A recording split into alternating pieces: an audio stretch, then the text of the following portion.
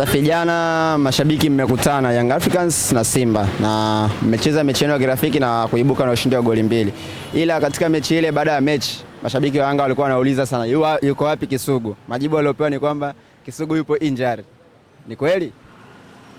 Ya, wamezungumza ni sawa, wale ambao walizungumza lazima tukubali katika kile ambacho walichozungumza, lakini kimsingi si kuangaliwa Kisugu yuko wapi. Kilichokuwa jana kuona namna ambavyo mashabiki tunaendezaje wimbi letu la ushindi zidi ambapo tunapokutana na Dar es Salaam Africans, kwa sababu watu wengi wanapoteza kumbukumbu. Sisi ni mara ya pili kukutana na Dar es Salaam Africans. Mwaka jana tulikutana nao kule Kizimkazi tukawapiga. Mwaka huu tumekutana nao Dar es Salaam, kwa maana katika uwanja wa KMC tukaja tukawapiga. Kwa hiyo issue sio Kisugu. Issue kuona namna ambavyo matokeo tunayapata zidi ya Dar es Salaam Africans. Na jana tumepata matokeo, mimi nasema zidi ya Dar es Salaam Africans, kwa sababu siamini siku zote kama nyoka ana mtoto.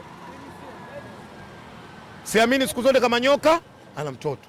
Maana yake nyoka huzaa nyoka, na nyoka na asili awe mdogo awe mkubwa. Kwa hiyo ukikutana na nyoka, kinachokuja kuona namna ambavyo kama kuna nafasi unampiga lungu la kichwa na kwenda kumuua na maisha mengine yanaendelea. Ninyi kama mashabiki sasa mmefanikiwa kupata ushindi dhidi ya watani yenu Young Africans kwenye timu senior huko. Nini kinakosekanaga ambacho nyinyi mmefanikiwa mashabiki mkaweza kupata matokeo? Mimi nafikiri yako mengi yanastahili kujifunza. Mambo ya kwanza, players wanastahili kujifunza, lakini mambo ya pili, management nayo inastahili kufanyaje? Kujifunza. Kwa hiyo mimi naamini kwamba kama tukishaenda kwa pamoja, tukiamini kwamba yako maoni ambayo yanaweza kuzungumza tukayafuata, tunaweza kupata matokeo. Unajua mimi jana sikuonekana pale uwanjani, lakini management ya Simba, kwa maana viongozi walikuwa wanasimamia lile jambo jana, walijua kwamba mimi niko kwenye maeneo gani na kazi gani nilikuwa naifanya dhidi ya ile mechi ya jana. Na ukiangalia mechi ile ya jana, ukichukua historia ya mechi za nyuma ambazo sisi tunakwenda kuzipoteza zile mechi, ukiingia kwenye magrupu ya WhatsApp yako maoni mengi ambayo Watanzania au hususani wana Simba wanafanyaje? Wanayatoa kwamba weakness za Simba tunapokwenda kucheza na Dar es Salaam Africans ni hizi, na laiti kama tunapita njia hizi matokeo yanaweza kufanyaje? Kupatikana. Jana nikaenda kufanya review yale maneno, nikaenda kuyafanyia kazi. Ni kweli kwamba maoni yanayozungumza wana Simba yanastahili yafuatwe ili kwenda kupata nini? Matokeo. Maana yake tukaenda kuziba ile mianya, tukapata matokeo zidi ya pinzani yetu Yanga.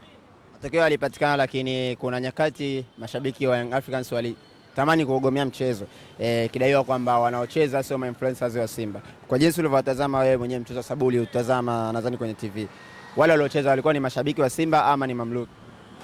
Ni mashabiki wa Simba. Ni mashabiki wa Simba. Na naamini kabla ya mechi walikuja walikaguliwa wale. Moja na kiongozi wao Ali Kamwe alikuja kukagua na akalizika na kile ambacho alifanyaje? Alichokiona. Sema kilichotokea jana, mashabiki wa Yanga wameonyesha nidhamu mbovu. Na hii si kwa sababu ya jana tu. Tunachokiamini sisi wana Simba, hata zile vurugu zinatokea katika uwanja wa Benjamin Mkapa huwa zinakwenda kuanzishwa na mashabiki wa Yanga. Jana wametoka hadharani na kuambia umma kwamba sisi ndio watu ambao tunakwenda kufanya vurugu kwenye football. Mimi naamini kitendo alichofanya jana Baraka sio kitendo cha kuvumilia. Ile mechi ilikuwa live, hawakuwa na nidhamu, na kibaya zaidi walikwenda kumbishia mpaka kiongozi wao, kwa maana kwamba msemaji wa Dar es Salaam Africans aliwaambia nendeni nje tucheze, wakakataa. Sasa kama mtu inafika mahala amtii na kumsikiliza kiongozi wake, nani atakwenda kumsikiliza? Jana umemwona ndugu yangu yule pale yule Uchebe, tumbo wazi, wala afikiri mechi kama inakwenda live. Zambo. Hii inaonyesha mashabiki wa Yanga wana nidhamu mbovu. Si mambo ya kuangalia kimya, ni mambo ya kuwazungumza ili waache. Kusudio ile mechi ni burudani ya kuwakutanisha mashabiki wa Simba na Yanga, lakini pia kuonyesha watu kwamba sisi tofauti zetu zinakuwa dakika 90. Sikuamini katika kile ambacho kilichotokea, hususan mashabiki wa Dar es Salaam Africans. Kwa namna mlivyolishangilia lile kombe, ninyi mashabiki, lile ni kombe la mashabiki aliyohusishi team senior. Ikitokea mmechukua ubingwa wa ligi kuu, sasa furaha itakuwa ni namna gani kwenu mashabiki? Ngoja itokee, kishatokea ndio utajua. Kwa namna mlivyoonyesha furaha inamaanisha hivi, ngoja itokee, kishatokea ndio utajua. Mimi binafsi pamoja na watu wengine tulitamani wewe kwa mazoezi ambayo tumekuwa tukiona ukiyafanya. Jana tukuone ukiua winga moja pale. Kipi kiliukwamisha? Siku zipo, nyakati zipo, kikubwa dua na sala mtaniona uwanjani. Kwa sababu mimi naamini kwamba muda si mrefu game itarudiwa. Lakini awali wote lazima niseme, niwapongeze sana wale watu ambao wote walioshiriki kuhakikisha kwamba ile jambo linakwenda vizuri, jambo linakwenda sawa sawa. Na jambo limefanikiwa. Nafikiri kila mmoja aliona, waandishi wa habari mlikuwa mashahidi kuona namna ambavyo uwanja wa KMC jana umekwenda kufanyaje? Mtapika. Nichukue nafasi hii nimpongeze sana DC wa Ilala Mheshimiwa Mpogoro, amefanya kazi kubwa, ametoa sapoti kuona namna ambavyo anatusapoti mashabiki wa football, lengo linakwenda kutimia. Lakini za kipekee nimpongeze sana zaidi ya sana Rais wa Dar City Mheshimiwa Mzenji, ameonyesha weledi mkubwa na ameonyesha sapoti kubwa kuona namna ambavyo lile jambo linafanyaje? Linafanyika. Sugu, ninyi waandishi, niseme kitu kimoja tu. Nendeni mkawe wakilishi wazuri katika haya ambayo ninayoongea. Yawezekana ndio nikawa mshabiki wa kwanza na yaongea haya na kuwapeleka maoni haya, lakini nina sababu na maana ya msingi kuyazungumza haya ambayo nakuja kuyazungumza. Sisi kwenye football, hawa mashabiki wa Yanga watuwezi. Maana yake kwa nini nasema watuwezi? Kuna mechi ya kwanza tulichezaga Kizimkazi tukawapiga. Jana mechi ya pili tukacheza tukawapiga. Maana yake hawatuwezi. Ni muombe Rais wa Dar City ikiwezekana, tunataka tuzichape. Nirudie. Ni muombe Rais wa Dar City andae pambano. Kama yeye itashindwa, basi Mafia Boxing Day, wapo Mafia Boxing, waandae pambano. Sasa hivi muende kwenye masumbi. Football yao hawatuwezi, sisi tushakuwa tunawapiga kama ngoma. Hawa mashabiki walikwenda Kizimkazi tukawapiga mwaka jana. Wamerudi.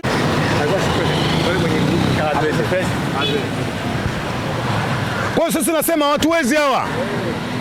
Mafia Boxing kama wananisikia, waandae mapambano wa shabiki wa Simba na Yanga tuje kupigana ngumi. Ndondi. Kwenye mpira wapisha. Hawezi. Na mimi nakuapia haki ya Mungu. Wako watu wanne pale. Kama mapendekezo wanipe. Taja. Wa kwanza kabisa wanipe Mzee Maokoto. Akifika raundi ya 6 kibanda cha Mbagala mali yake. Na mudu yule. Yes. Wa pili Godi Yanga. Tena ile Godi akifika raundi ya pili, mimi nawaahidi Mafia Boxing, mimi naita watu ya nyumba yangu pale. Akifika raundi ya pili apewe. Watatu kwa hivyo. Yule namhesabia sekunde. Sekunde. Kama umechukua ambao unawamudu. Mbona usimchukue Mzee Otopolo? Bwana, wanne Uchebe. Ni waombe sana Mafia Boxing waandae pambano kwenye football yao, hawatuwezi. Hawa mashabiki hawatuwezi. Lakini pia ni waombe wachezaji wa Simba pamoja na management waone namna ambavyo nembo ya Simba ukivaa unatakiwa uipambanie. Nenda kumwangalia Mzalamo jana amevaa nembo ya Simba. Amezima namba 6. Nenda kumwangalia Dr. Mo kavaa nembo ya Simba alivyoipambania. Sugu, tulizungumzia ili kwa kumalizia sasa. Simba amemtambulisha kocha mkuu Steven Beck ambaye anakuja kurithi mikoba aliyekuwa meneja wenu Pantev. Kwa namna ulivyomfuatilia kwa uchache, Steven Beck ni kocha namna gani ambaye anakuja kiongoza kikosi cha Simba kwa sasa? Mimi naamini ni kocha mzuri. Ni kocha ambaye kila mmoja anajua. Alikuwa anafundisha Stellenbosch kutoka South Africa, ambaye mwaka jana naamini tulicheza nao nusu finali ya shirikisho barani Afrika. Ni mwalimu ambaye ana uzoefu mkubwa, ni mwalimu mbobezi. Kikubwa kwetu sisi mashabiki kwenda kumpa ushirikiano kwa namna ambavyo anakwenda kufanyaje? Fanikiwa. Yako maneno mengi nimeyasikia mtandaoni ambao mengine unaweza kuona na msingi, lakini mengine unaweza kuona kwamba si ya msingi, lakini kwa sababu kila mmoja amezungumza unatakiwa kufanyaje? Heshimu. Hoja kubwa wanasema Simba ameleta mwalimu ambaye hana historia kubwa kwenye football. Lakini sisi tumeshaleta walimu wakubwa kwenye football wenye historia kubwa. Nini walifanyia Simba? Na tumeleta walimu ambao wadogo kwa maana hawana historia kubwa kwenye football ndio wamekuja kufanya vitu vikubwa kwenye mpira. Simba ndio klabu ina historia kubwa kuleta makocha wakubwa kwenye nchi kuliko klabu nyingine yoyote. Niwape historia moja fupi na ndogo sana. Wewe mwandishi unamjua kocha mmoja alikuwa anaitwa Toti Moroto? Huyo ndio kocha wa kwanza anaita historia, anatoka benchi kwenye benchi la kombe la dunia South Africa, anakuja kuifundisha Simba Sports. Toti Moroto, najua hilo. Kwa ukubwa na ubora wake, nini alifanya kwenye Simba?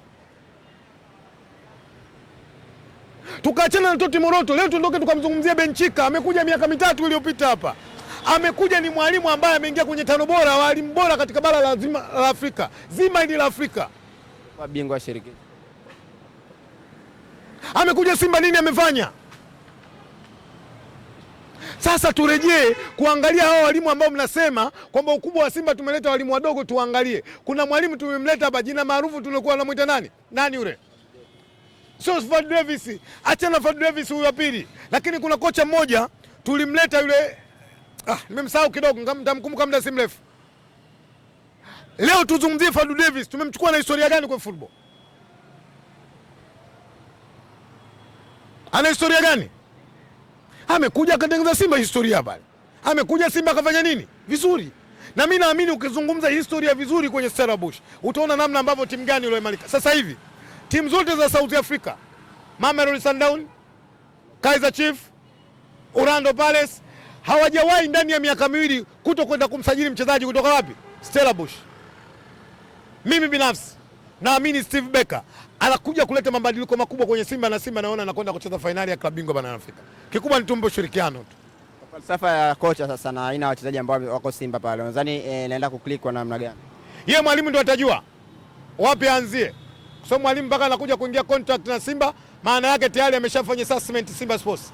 Mimi naamini kaona kwamba timu inawezekana, na ndio maana akasaini mkataba na Simba kuja kufanyaje? Kupiga kazi. Mimi na imani naye. Kikubwa ni waombe sana wana Simba, ni kutoa ushirikiano kwa mwalimu na kumwendelea kushirikiana naye ili kuhakikisha kwamba Simba inakwenda kufanyaje?